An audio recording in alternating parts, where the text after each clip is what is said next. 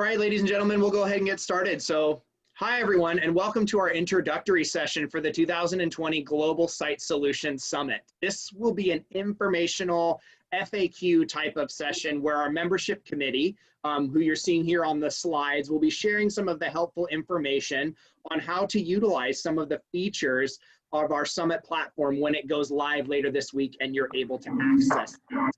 We'll have plenty of time at the end for additional questions and answers, so please use the chat feature to ask some of those questions. For all audio quality, all attendees should remain muted. You are muted now.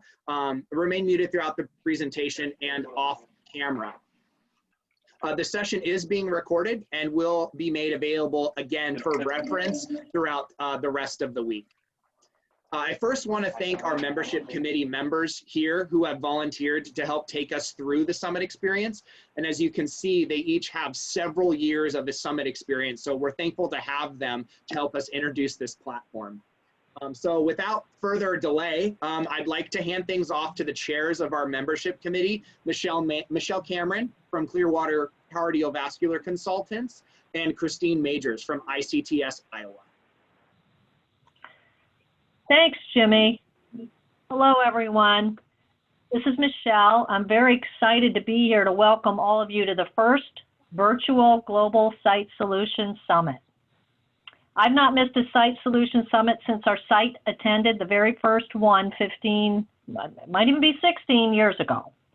This meeting's always my #1 choice to attend each year because the content is always relevant to what is going on in our ever-changing industry. As a site director, attending each year has helped me navigate through our ever-changing industry and all the things changing in our environment. I want to be sure others like me are aware of this outstanding organization so that they can support it and share in the benefits. I've seen tremendous change in the research industry over my long career, but none so dramatic as in the last 6 months. I'm sure many of you share that. It's never been more important to have an organization like SCRS to serve as a platform for the collective interests of all sites and to promote our relationships with clinical research stakeholders. Thanks again to Jimmy and all of the membership committee members for their part in this presentation. I'm now going to turn this over to the co-chair of the membership committee, my co-chair, Christine Majors. Christy? Thanks so much, Michelle. Hi, my name's Christine Majors, and my husband and I own a dedicated research site in Des Moines, Iowa. I'm an RN, and I have a Master's of Science degree with emphasis in adult education and training and development. And I do have the honored privilege of being the co-chair of this membership committee. I've been in this business for almost 20 years and incorporated a site on Valentine's Day in 2005. It was probably one of my best Valentine's days ever. And our site joined SCRS back in 2013, and in 2014, I gave a presentation to complete the first Site Patient Recruitment Innovation Award, which is now known as SPRIA. And some of you will get to see that later in the meeting. You know, I didn't really win, but I was honored to be a participant, and I had a great time presenting. So. With all of that being said, I bet some of you might be wondering, what does the membership committee do? Well, we have several roles to play, and one of our primary purposes is to make new members feel welcome and comfortable, as well as new people, bring new people into SCRS. Thus, we're focused on growing and maintaining the SCRS membership. The committee also has the task of bringing new benefit ideas to SCRS, is addressing the needs as well as addressing the needs to our members. And if you'll allow me just to use some brief levity here, I will reflect back on, I will never forget my very first summit meeting that was held on Amelia Island at the Omni Hotel. I can't tell you how overwhelmed I was, and there were so many breakout sessions and I wanted to attend all of them. And every day the meetings, we'd go back to our room and my head was spinning. What was so amazing was some of the SCRS staff recognized how overwhelmed I was and really took me under their wing to calm me down and help me make the summit more manageable. it was very overwhelming. They were just awesome that way. And so that's part of what we'd like to do for new participants too. The reason I told you this quick story is that, you know, my advice to anybody that's new is to take maybe 3 to 5 ideas back home and spend the next year making them into goals and actually reaching those goals. You'll have to plan out some things with your staff, but remember, you know, it will help with your processes at your site and your site sustainability as well. It has allowed our site to grow. We do it every year, and we've grown exponentially over the last probably 6-7 years. We also discussed new ideas to add the benefits of being a member. And speaking of some of the benefits, there are numerous ones that serve the needs of SCRS members. And some of my favorites that I've enjoyed and found invaluable over the years is the virtual trial training, which sets up your site with certification so you're ready to implement for hybrid trials. And this has come in very handy during the pandemic for at least our site because we're all virtual trained. They give free educational webinars, and they do everything from introducing maybe a common protocol template to negotiating CTAs. And the online community is incredibly knowledgeable and collaborative, where you can participate in conversations with site colleagues around the globe, getting unprecedented advice and ideas and solutions. And as Christine used to say, Christine Pierre, the founder, used to say, no witching was allowed. And what that meant is, yes, we all have problems, but please come with some solutions to suggest. We also provide GCP training for members and their staff, and that's through the Association for Clinical Research Professionals. And another one that I like as well is TOPS, and it's the Trial Opportunity Platform. And basically, that's just an effort to connect sponsors and CROs with desirable site-seeking study opportunities. One of the committee's efforts this year is finding new ways to grow membership. So it was decided to incorporate a subcommittee called the Membership Advisory Board, or MAB for short. So their essential role basically is just to help the membership committee, all of our work, stay current and relevant to the sites. And, you know, we're just getting that kicked off this year, so I can't wait to see where that's going to go. And finally, we organize a host of a new membership reception annually at the Global Site Summit Solutions. And, you know, this is just an opportunity to meet and greet all the members for the year and provide an overview on how to navigate their way through the summit. So, Michelle, I'm going to give it back to you. Thanks, Christine. No, that was a great overview and some really great points, and I enjoy many of those things myself, many of those benefits. The staff at SCRS has been working hard to provide us with a program this year that will once again enlighten and engage our site community. The virtual platform will be open from Tuesday, October 6th to Thursday, October 22nd, and offer a series of presentations and networking opportunities that you can take advantage of.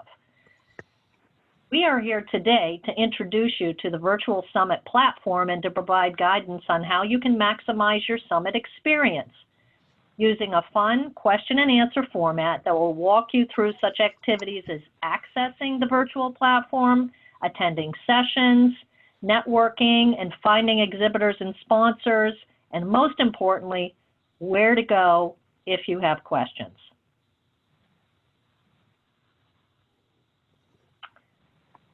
My first question for today is, if I wanted to access the platform as an attendee, how would I do that?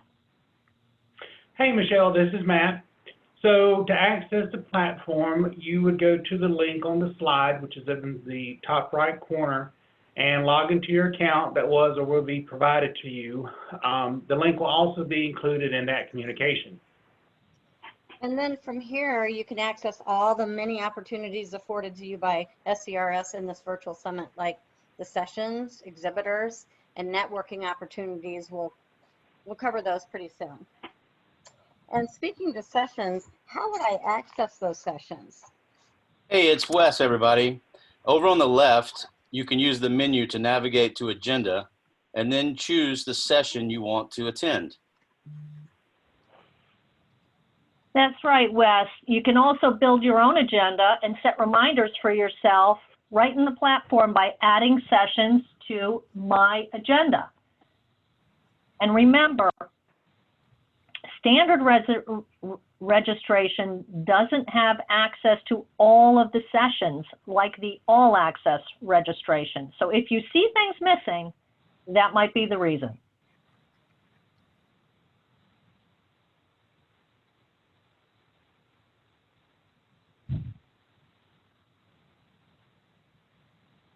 So Christine, did you have another question?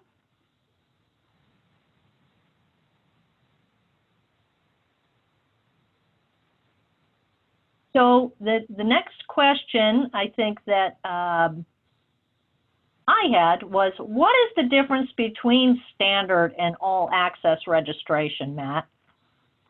Well, standard access only has access to the plenary sessions, the award ceremony, the partnership symposiums, and networking opportunities. All access can attend those sessions as well as the breakouts, the workshops, gain access to the CMEs and contact hours, and all session recordings to watch anything they might have missed. Great. So for those of you who may want to upgrade your registration, reach out to the SCRS team on how to do that. We'll provide that information on how to reach out to them later on in the presentation, but you can still do that. So the next question I have is, I'm here for the networking. Let me just say that straight up. That's what I love about this conference, is the networking. So how do I get in contact with my fellow attendees or meet with exhibitors I want to connect with? Hi, Michelle. This is Melissa. Luckily, SCRS has kept this focus for us this year and has so many opportunities available. You can match the attendees with similar interests as you create your profile. You can also look people up by using the profile button on the menu. If you want to connect with a particular speaker, you can use the speaker button to see the list of the speakers. It works the same way for exhibitors and sponsors. If you see individuals you want to connect with, you can set up a one-on-one meeting, chat, and also favorite them in order to interact with them. Based on your profile, you can also use matches to see who might have similar interests as yours. And you can also make connections with other people based on your therapeutic areas or your study phases.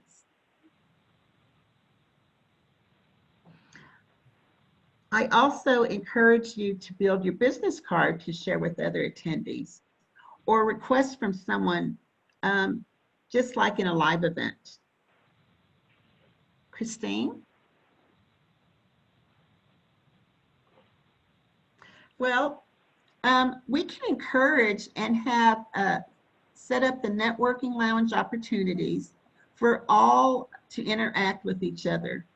Schedule your meetings and attend opportunities to get to know fellow attendees. Find them on the agenda. That's great. Thanks, Melissa. So moving on to the next question, what if I want to interact specifically with the exhibitors and sponsors? Hey, it's Wes again. You can also set up one-on-one meetings and chat with them too, in addition to visiting their booths and learning about their companies. Also head over to the exhibitor section of the menu to see who all is here and the many easy ways to set up time to connect with them. So SCRS has brought in several exhibitors, and they always do, great exhibitors. I find myself spending a lot of time in the exhibitor hall when I attend these meetings live. So set aside specific times to meet so that you don't miss out on this important content.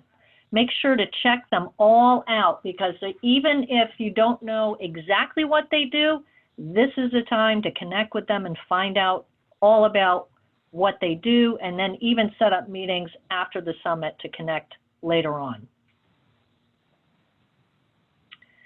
So how do I get access to my CME's contact hours or the recordings? Hey, Michelle, it's Matt again. So if you've signed up as an all-access registrant, you'll be provided information on accessing these post-meeting benefits throughout the course of the summit. Just make sure that if you want the contact hours, you take the post-session surveys and attend the sessions live. The recordings and contact hours are a great benefit of this virtual summit environment, allowing you to watch the recordings from sessions you might have missed or sessions that were occurring while you were in other sessions. I have the question, what if I have questions along the way? Well, Jujama, the platform, has a great support team ready to help with most issues. They can be reached at support@jujama.com. You can also contact any of the SCRS team at summits@myscrs.org, or reaching out to them through the platform directly. So there's several ways to get support. And again, the platform is called Jujama, and we will be providing that information later in the presentation. In fact, it is up on your screen, up at the top on the upper right-hand corner. So SCRS staff always provides excellent support during the summit, and I never hesitate to reach out to them. So please take the time and reach out to them in whatever format you feel comfortable with. I, for one, am thrilled to have so many great things to learn and so many opportunities to interact with my colleagues every time I go to these meetings. I make new connections, I deepen old ones, and given that we can't meet in person for the first time that this summit has existed, this is, to me, a wonderful alternative that I'm looking forward to participating in. That's right, Michelle. I can't wait for all the fun to begin. If you have any questions between now and then, use the Q&A or chat panel to ask them now, and we and the SCRS team can answer them. Also, again, reach out to summits@myscrs.org anytime for questions.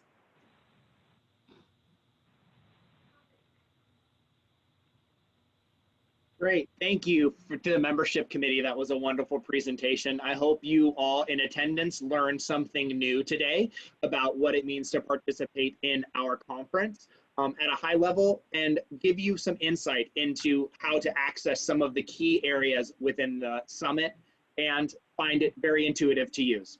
With that, again, I would like to have the rest of the time to answer what are likely questions from our attendees. Please use the chat panel to ask those questions. You are all on mute, and I would prefer if we could remain that way. Again, please use the chat panel to ask your question. There are a couple of questions here right now that I will start to answer. The first question, can you view which sessions your team members are attending? Currently, there is some features in the system that allow you to see which sessions some of the speakers are hosting, but as far as what others are attending, that is not a feature of this platform. Will you please send the link again? It's important to understand for everyone on the call that we will be distributing the login and connection information before the end of the week. We are working on final details on the platform, very excited to launch it, and we'll have that information in your inboxes again before the end of the week. It will contain login information, instructions, as well as the links to access the platform itself. So look forward to that. as a sponsor, if we ask a question, how can people answer and where are answers collected?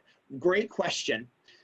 When you're interacting with various sponsors, exhibitors, and attendees themselves, you have the ability in the platform to send messages directly to other attendees and our sponsoring companies through various tools in the platform. It's as simple as, again, as our attendees showed, as our presenters showed, finding who you're looking to talk to in the sponsors, exhibitors, or people tab, and clicking the button that will be right there present to send them a message or request a meeting time with them. I absolutely encourage each and every one of you, as you gain access to the platform, to update your availability so that you have the ability to schedule one-on-one sessions with people. Are we able to update our profiles and build our business cards now? So you'll be able to do both of those things when you gain access to the system. Currently, that is not something that you all are able to do as you don't have access. Can we include a link to a document that is posted in a presentation that we will post in a virtual booth? Our exhibitors have the ability to post documents to their exhibit profile. Everybody else has some availability to attach information to their profiles in the system. It will just depend on the format of that. More of that to come later when you access the platform.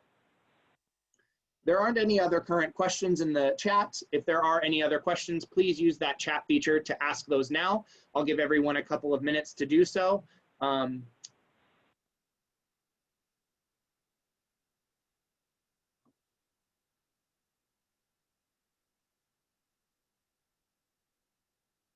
All right, couple of questions in here. If we post an animated GIF, will this work on the platform? That's a great question. If you're talking about posting that to your profile, there is the ability to post video files there, so it really would depend on the format of that image or document that you're looking to post. You'll be able to experiment with that and play with those kinds of things when you have access to your profile. I encourage you all to do so. Can we see who visits our booth? Great question. We'll be able to track all of that information on the back end for booth traffic, as well as information on who and when your booth receives the most traffic. Do we have to watch live to get the CME credit? That question is better suited for Mr. Mike J. or Allison. Do either of you know the answer to the question?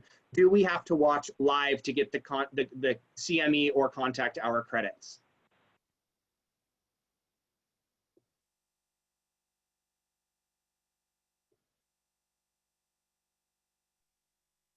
I'll have one of them send me that answer, and we'll come back to that question.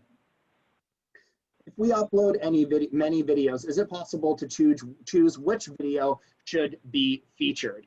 Those videos, the booths might be a different story, but the videos that you post as attendees to your profiles are you are in a list format. So you don't feature one of them, but the way to do that would be to select the order in which you upload those videos. That's a booth question. We'll follow up with you on that question about posting those videos to your booths. Hi, Jimmy. Yes. This is Marcus. To my knowledge, you cannot change the order of your videos. So while you can't really have a featured one, you're able to just list them there. Right. Thank you, Marcus. Also, guys, I see a lot of questions here about some exhibitors with the animated GIF. I'm happy, of course, to answer your exhibit-specific questions at any time. But also, guys, no, you're not able to add an animated GIF. We're just limited to videos and pictures and documents. Perfect. Thank you, Marcus. That's helpful. Ladies and gentlemen, those of you, again, with questions about your booths and your exhibiting, please reach out to Marcus with that information, and he'll give that specifically back to you. So he's happy to help with that. So thank you, Marcus.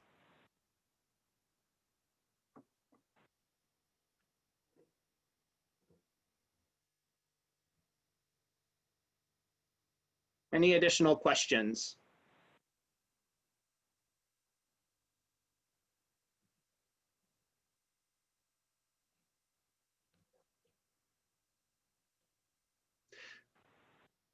Great. Well, ladies and gentlemen, thank you for your attendance today. I'd like to thank again our membership committee for coming on and giving us some information about how to use some of the features within the platform. We're all really, really excited to get you access to that platform just as soon as we can. Again, that should be coming before the end of the week. We'd like to get it out even sooner than that.